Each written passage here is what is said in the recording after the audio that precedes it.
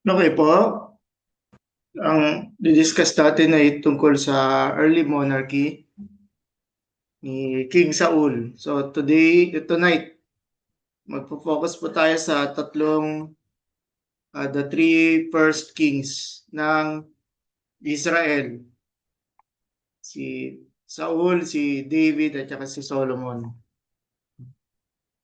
So the books of First and Second Samuel, may error dito, are concerned with the narration of the beginnings of Israel as a kingdom. These books come as a response to where the book of Judges left out. Yung sinabi dun sa last portion ng Judges. In those days, there was no king in Israel. All people did what was right in their own eyes. So when we read between the lines, ang gusto kong ipahiwatig dito, that there was a lack of control or the pursuant of the law dahil ang bawat tribal leader were not cooperating with each other. So, ganun ang isang naisip nila in comparison with the neighboring nations na kung saan yung mga neighboring nations were kingdoms, and so uh, the author of the book of Judges was, yung kanyang hopes is that there will be a king, no, that will solve the problem itong issue na to. These verses are in the context of wickedness, and somehow under the hopes of a writer that if there would have been a king, these things would have not happened. Referring do sa wickedness na nangyari doon sa compilation ng Book of Judges. And now, the books of Samuel are a composition that went through various stages of development. When we say nung time ng Second Temple Judaism, yung First and Second Samuel, but First, Second Kings were compiled together as one. Ano sila, First, Second, Third, and Fourth Regium, yung from the word, di ba yung king, di ba yung the kings. No? So, they were, of course, they began as oral tradition. They were gathered together. Tapos, inipon siya in writing, di ba? At the story of Saul's rise included the story of David's rise, and then the succession narrative. Succession referring to the transition from King Saul, which is at the end of the story sa First Samuel, namatay siya. Kaya there is a need for the yung transfer of the authority. However, hindi naging capable or available ang sons ni Saul kasi namatay ang marami sa kanila kasama ni King Saul doon sa labanan. So the rise of kingship is the central agenda of the books. The retention of the two sources on the monarchy, one positive and the other negative.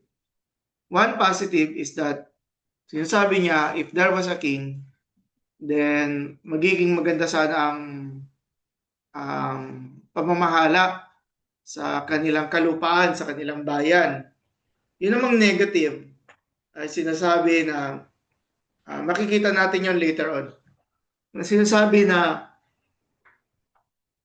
sa oras na nagkaroon sila ng hari, nagkaroon sila ng king, so si Yahweh ay hindi na nila itinuring na. No? Kumbaga si Yahweh ay hindi na naging um, supposed to be siya yung king of Israel, pero in practice, sa religion gano'n lang, in practice hindi. Kingship was part of the plan of God to deliver the people, but it also arose out of the people's disobedience and resulted from their turning away from the theocratic ideals of the Mosaic covenant. We shall see later that even yung, of course, dahil ang kings ay mga tao, they were open to different temptations, no? Excuse me lang, excuse me.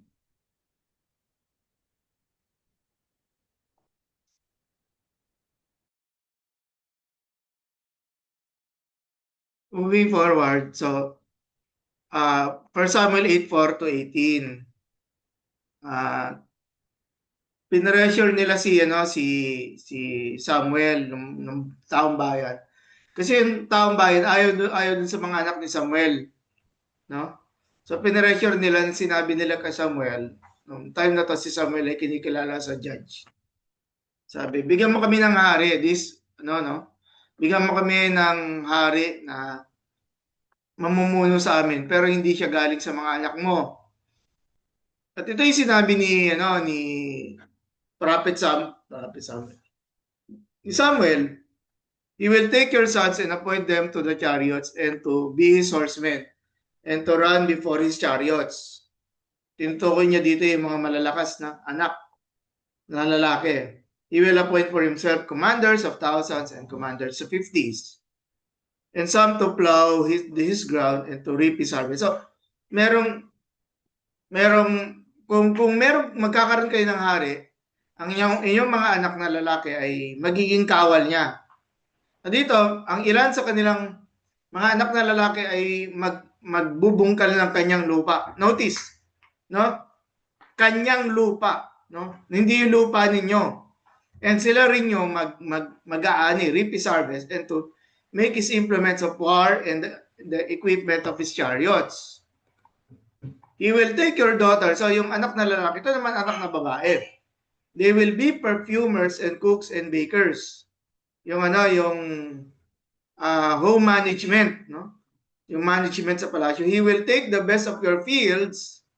So ito naman yung because he is king, no?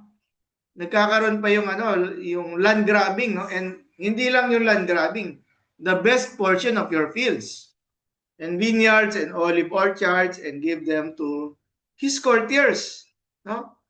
Yung na pag merong hari, ganito yung mangyari. He will take 1/10 of your grain. And ito yung taxation, and of your vineyards, and give it to his officers and courtiers. He will take your male and female slaves. So yung slaves na dapat ay para sa at the services of the family, kukunin pa rin pati nung hari. And the best of your cattle, donkeys, and put them to his work. He will take 1/10 of your flocks, pati yung hindi lang yung grain, pati yung mga alagang hayop. And you shall be his slaves. So yun yung malungkot na pangyayari pag nagkakaroon ng kingship, no? At that's verse 18, and that day you will cry out because of your king whom you have chosen for yourselves, but the Lord will not answer you in that day. Kailan natin unang na-encounter yung cry out, no? Na-encounter natin to sa Israelites sa Exodus chapter 2. Di ba? So it were the Israelites who were in Egypt that they were crying out. Although merong portions to nakita natin sa Book of Judges that every time the Israelites will commit sin, no? Hihingi na naman sila ng tulong kay Yahweh. At doon sa cycle sa Judges, si Yahweh ay tumutulong sa kanila. Pero dito, sa ganito, ay hindi na raw sila tutugunin. So monarchy was necessary for Israel's survival, but like every turning point in their history, which is mas mapag-uusapan natin next meeting sa progression ng mga iba pang kings. They carried great risk. How could Israel have a king like their neighbors without the loss of freedom inherent in such centralization? The old order was obviously passé. Yung old order na kung saan ang bayan ng Israel ay pinamumunuan ng mga tribes, no? Yung kanya-kanyang tribes ay namumuno according to their we should say relatives, no? The old order was, but what would the new order bring? These and other questions undoubtedly troubled Samuel and other advocates of Israel's covenant tradition. So let's talk about King Saul. Teka lang po.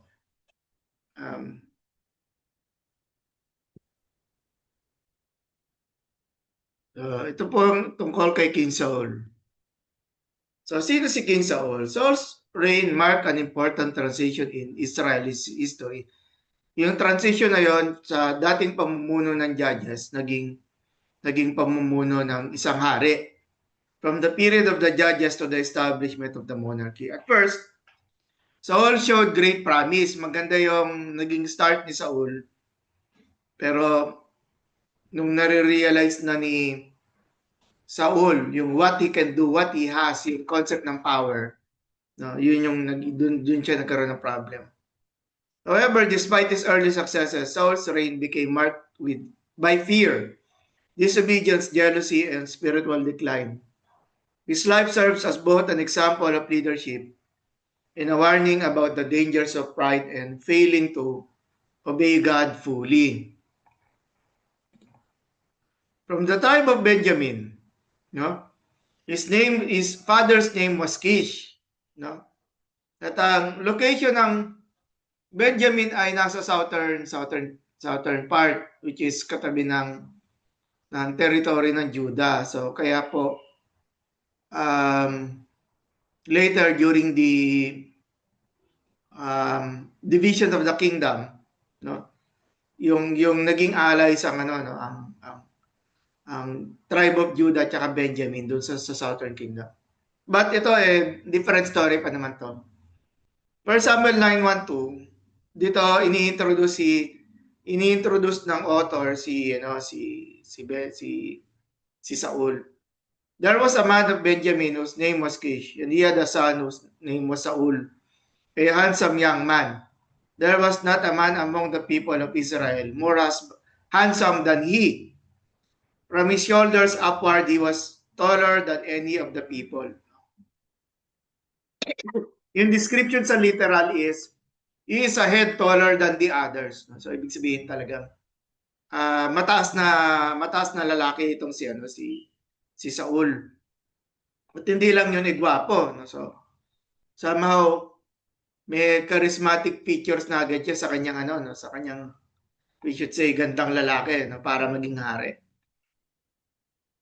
How Saul became king. Saul was the son of Kish, a wealthy and influential man. His physical appearance made him seem like an ideal leader in the eyes of the people. Saul's first meeting with Samuel happened. Ito pansinin nyo. Siya ay isang magandang lalaki, matangkad. No? So ang question ba, dahil ba sa appearance at height, kaya pumipili noon ng pagiging hari? Let's move. At noong time na to, nakita si Samuel at saka si Saul, nung nawawala yung mga asno, no? Nawawala yung mga asno ng kanyang tatay na si Kish. No? So we should say, talaga siya, no? Isa siyang pangyayari na nangyayari sa araw-araw, pero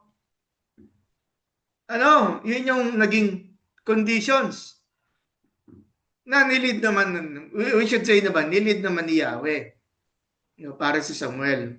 No? Samuel revealed to Saul that God had chosen him to become ruler over Israel. Has not the Lord anointed you to be prince over his people, for his people Israel? 1 Samuel 10. Tapos ano yung mga kaganapan when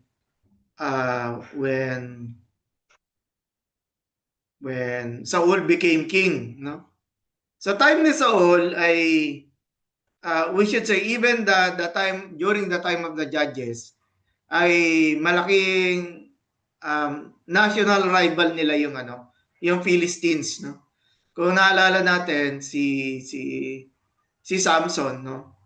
He was the last judge at sa yung digmaan na ito, which is of course nahuli ng mga kaaway si Samson.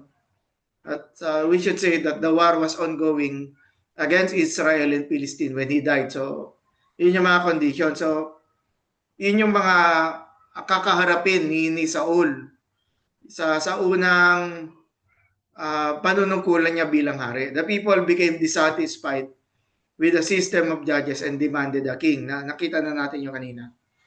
Saul's rise to kingship was connected to Israel's desire for national unity and military strength. Yun yung nagagawa. Unlike ng ang tribes ay hindi united, no? So mahirap ipunin yung yung puwersa. No? Mahirap mag-train kasi kanya-kanyang management yung mga tribes. Pero ito, naging united na ang Israelites sa pakikipagdigma sa Philistines, which means mas malakas na sila, no? Mas malaki na yung chances nila na manalo. At pag-usapan natin yung ilan sa mga naging uh, mga katagumpayan ni Haring Saul, no? Saul successfully defended Israel against many enemies. Yung sa time ni Joshua, ang utos kay Joshua ay lusubin at labanan yung mga tribo na nandoon sa Canaan, no, para yun yung lupain para sa kanila. However, hindi naubos sa time ni Joshua, hindi niya naubos yung mga kalaban. Kaya naroon pa rin itong mga Philistines, Ammonites, Moabites at saka Edomites at saka Amalekites, no. When Saul had taken the kingship, he fought against all his enemies on every side. So they come from different directions, north, south, east, and west. No? And before Saul, Israel's tribes were loosely connected and vulnerable. No? Doon ngayon, pag titingnan natin, yung positive side ng pagiging hari, yun yung naitulong nito. Saul created a standing army and organized military campaigns that strengthened national unity. Saul's greatest historical contribution was laying the foundation for the Israelite monarchy. Even though his reign ended badly, he was the first king who united the tribes under centralized leadership. Saul displayed bravery in battle and often personally led his troops. Ancient kings were expected to defend their people. Kaya during the time na si David na yung naging hari, ay kasama rin maraming panahon na si David ay kasama sa mga labanan. No? However, when we talk about the failures, no, hindi tinago ng writer ng Samuel and Kings, no, yung failures ni Saul. Despite his successes, Saul's failures eventually overshadowed his achievements. His downfall can largely be traced to disobedience towards God and his inability to maintain faithful leadership. No? Ang una, yung unlawful sacrifice, na kung saan may usapan sila ni Propeta Samuel na antayin si Samuel patungo doon sa paghandog, no? Before a battle with the Philistines. Excuse me lang.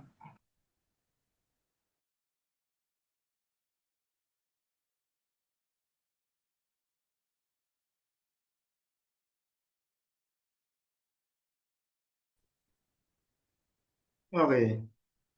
So again, yung problem ng yung nagandog si Haring Saul, no? So siya, yung trabaho niya bilang hari, ginawa niya yung trabaho ng priest. At dito ay hindi natuwa hindi natuwa ang Diyos doon sa ginawa ni Saul. Nagpadala siya doon sa pressure ng mga tao. Nainip yung mga tao, nainip din siya. So kaya ganun yung nangyari. Kung babalikan natin, yung nangyari kay Aaron nung sila ay nasa wilderness, ganun din. Nung si Moses ay nandoon sa bundok na Sinai, he was receiving the commandments, no? Inakala ng mga Israelites, wala na si Moses ay hindi na makakabalik, no? Inisip nila baka namatay sa bundok or what. Kaya ang nangyari, ginawa nila, yung nag-request sila ng golden calf, no? Yun yung ginawa nila. Again, makikita natin as a result ng pagiging impatient, no? Yung hindi naghintay itong mga Israelites, no? Ang second failure niya yung against the Amalekites, ang utos kasi ubusin yung kaaway. pati yung mga hayop, no? Lahat na ito ay devoted to destruction. Pero si Haring Saul, ang ginawa niya, binuhay niya si King Agag, no? Siguro parang trophy. Ipagmalaki niya na na natalo niya itong hari ng mga Amalekites na Agag, no? Pati yung best of the livestock, no? Kaya nung dumating si Propeta Samuel, pinagalitan na naman niya si Haring Saul, no? At ano pa ba? Malaking problema doon sa storya yung yung pagkainggit, no? Pagkainggit ni Haring Saul kay David, no? Saul's jealousy toward David became one of his greatest moral and political failures. After David defeated Goliath, he gained widespread popularity. Women sang songs praising David's victory. Saul struck down his thousands and David his 10,000s. So Saul reacted with anger and suspicion. And Saul eyed David from, ibig sabihin, binantayan niya na, pero doon na yung tingin ni Haring Saul kay David na hindi lang selos kung hindi yung hindi lang galit kung hindi dito nga 1 Samuel 19 gusto niya pang patayin, no? Saul sought to pin David to the wall with a spear. And so dito yung nito, yung by this time namatay na si Prophet Samuel. Kaya hindi na makakonsulta ni Haring Saul si Prophet Samuel. At dahil dito, no, hindi alam ni King Saul yung outcome, yung magiging outcome ng mga laban. Kaya humingi siya ng tulong sa sa manghuhula, no? Medium. Another series scene by consulting the medium at Endor. Kung babasahin natin sa Deuteronomy, pinagbabawal ito sa Israel na magkonsulta sa mga espiritista at sa mga medium. No, then Saul disguised himself and put on other garments and went, he and 2 men with him, and they came to the woman by night. No? Pero na-discover rin naman ng manghuhula na si Haring Saul. Earlier in his reign, Saul himself had banned mediums and spirits from Israel, which means dahil bawal ito, no, pinapapatay ang mga espiritista. Kaya yun na rin yung takot, no, nung espiritista nung madiscover niya na si Haring Saul pala yung humingi ng tulong sa kanya. Yet in desperation, before a battle with the Philistines, Saul sought forbidden guidance. At dun sa paghingi ng tulong dito sa mga ula, no, nakita nila si Samuel. At dito, kahit si Samuel ay patay na, espiritu na, nire-rebuke niya pa rin si Haring Saul. At ang later na nag-resulta nun ay namatay si Haring Saul kasama ang ilan sa mga anak ni Saul, kasama si Jonathan, na Jonathan ay kaibigan ni David. So first failure, Samuel said, "You have done foolishly. You have not kept the command of the Lord your God, but now your kingdom shall not continue. The Lord has sought out a man after his own heart." And 1 Samuel 13, he was referring to David. Bagamat hindi pa, ng time na to, hindi pa ina-anoint ni Samuel si David. Excuse me. Second failure, because you have rejected the word of the Lord, he has also rejected you from being king. And then the result of disobedience, 1 Samuel 16. Now the spirit of the Lord departed from Saul, and a harmful spirit from the Lord tormented him. And then, yung finality ng punishment kay Saul because of his disobedience, ay namatay siya at natalo sa labanan. Saul's reign ended tragically during a battle against the Philistines on Mount Gilboa. His sons, including Jonathan, were killed in battle, and the Philistines overtook Saul and his sons, and the Philistines struck down Jonathan. So, na napaligiran na hindi na magawa na makatakas ni Haring Saul. Severely wounded and fearing capture, ayaw magpahuli ng buhay ni Haring Saul. So nagpakamatay siya. Therefore Saul took his own sword and fell upon it. Ano yung mga good points na makikita natin sa pag-ari ni Haring Saul, no? Saul deserves credit for establishing the monarchy and strengthening Israel militarily. He united the tribes during a dangerous period and defended the nation against powerful enemies. Without Saul's leadership, Israel might have remained weak and divided. His early humility and courage also reveal positive aspects of his character. Saul was not initially corrupt. Yung naging starting rule ni Haring Saul ay maganda naman. Nagbago lang talaga yung attitude niya, lalo na nung nainggit siya kay David. Saul was not it. So, he genuinely sought to serve his people and protect them. Negative evaluation. Saul ultimately failed because he consistently disobeyed God. In the biblical perspective, the king of Israel was expected to rule under God's authority. Saul repeatedly acted according to fear, pride, and personal judgment rather than faithful obedience. His jealousy toward David especially reveals the dangers of insecure leadership. Instead of accepting God's will, Saul tried to preserve his people, his power, through violence and manipulation. So theologically, Saul's story teaches that outward appearance and human ability are not enough for godly leadership. Saul looked like the ideal king outwardly, mataas na lalaki at pogi, but inwardly he struggled with obedience and faith. At sinabi ni Yahweh kay Samuel, the Lord does not sees not as a man sees, but looks on the outward appearance, but the Lord looks on the heart. Saul's contrast with David is especially important. While David also sinned seriously, David repeatedly repented and sought restoration with God. Saul, however, increasingly resisted correction and hardened his heart.